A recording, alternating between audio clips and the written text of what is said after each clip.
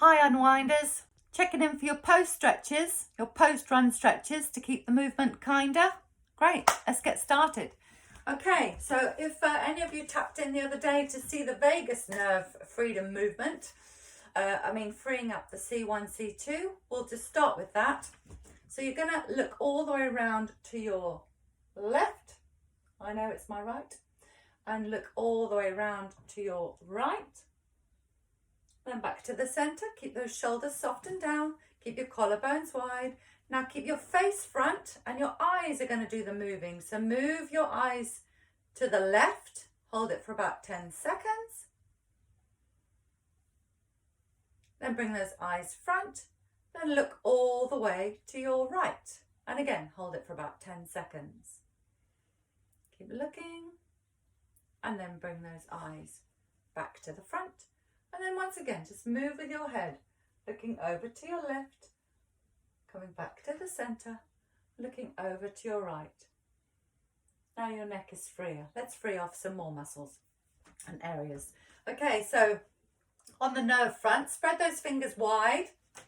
And if you've just been running and you've been really kind of working a lot through here, just going to open those fingers wide and just allow some movement into the rotator cuffs, into those shoulders. Allow the movement to travel all the way up through the hand, forearm, arm, into the shoulder, into the rotator cuffs. Great. That helps keep that shoulder open, stretches out the pecs through the top here, because those are the muscles that can get tight and then they end up pulling those shoulders forwards. Great. Okay, the next one, we're going to want to stretch out the calves. So find a wall to lean up against. Okay, and then you're going to place one foot behind you. Make sure your toes are in line and are flat towards the wall and your heel is directly out behind you, because a lot of us can have slightly turned out toes, but me included. So have that heel behind you. Soften the knee of the leg in front and then just gently lean in towards that wall so you can feel that stretch in the calf. Okay, so do one leg and again you can hold it. You can come in and out of it if it's feeling tight. Go with your breath, go in on the exhale. Breathe in to come out, breathe out to stretch. Okay, because the exhale sends a signal to the brain to relax or release. So again, swap legs, do the other side. Make sure you're stretching out the other calf. Breathing out to lean into the stretch, breathing in to come out of the stretch. Or you can just hold it for a little bit of a static stretch, keeping your heels down on the floor. Great, okay, so you've stretched your calves.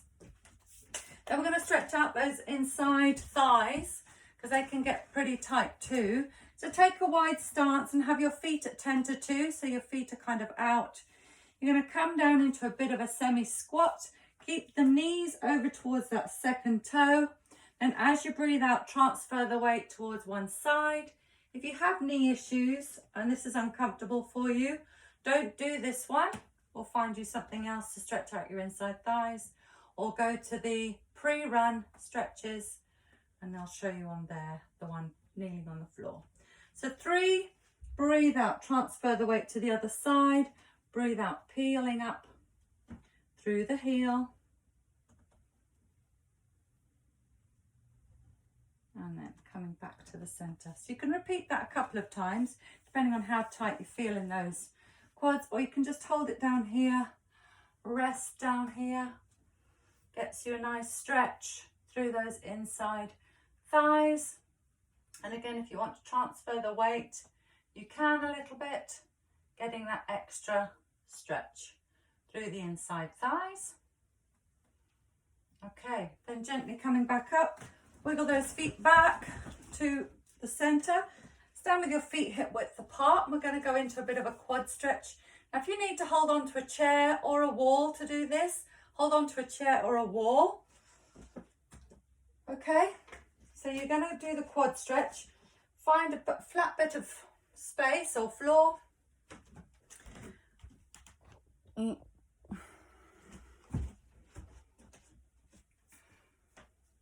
Take hold of your foot behind you.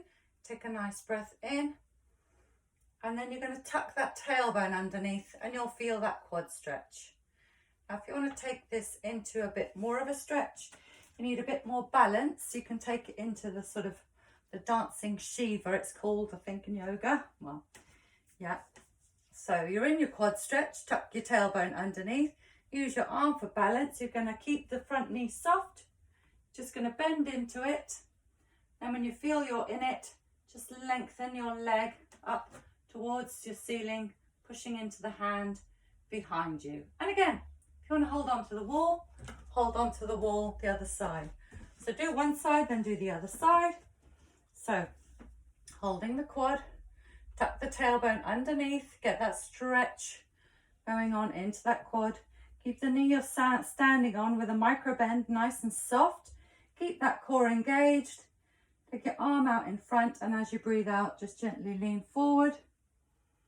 You'll feel that stretch. And then when you're about here, push the leg into the hand. Gives you a lovely psoas stretch. We love the psoas stretches. Take a nice breath in, and as you breathe out, slowly come back up. Okay, now we also use the glutes for running, so we've got to stretch those out too. If you're good at balance, you can do the glute stretch standing up on one leg. Otherwise, it's exactly the same laying down on your mat or your floor or wherever you are. And you're just going to cross one leg over the other leg. Take hold of the thigh, and as you breathe out, gently pull the legs towards you. Breathe in to release, and you're feeling the stretch through the glute. Breathe out to stretch, breathe in to release. And if you just do about 3 on either side, and the other way as well, breathe out to stretch, breathe in to release. The alternative for doing this one is you bring the leg in front of you, and you take the other leg back, so it's kind of a little bit across, and you're resting, so you're getting the stretch again into that glute behind you by bringing this other leg down. Keep your hips flat towards the floor. It's a bit more of an intense stretch if you've got the flexibility.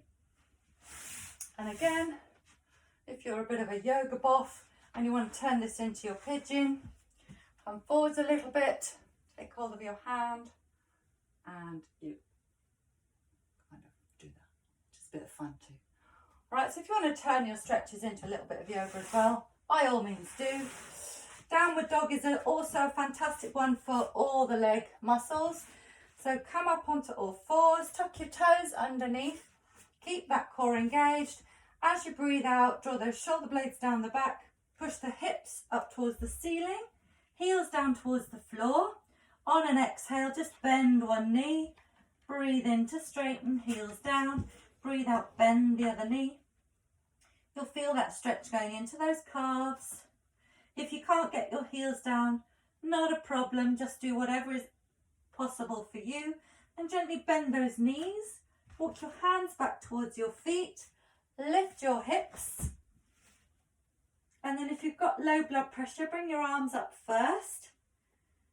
Take a nice breath in, squeeze your buttocks as you uncurl, squeeze your belly button towards your spine as you slowly come back up. Also with the running, you'll have been using your arms, so give those triceps a stretch out.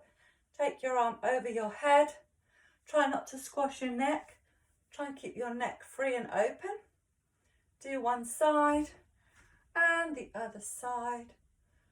It's really good to stretch out those arms.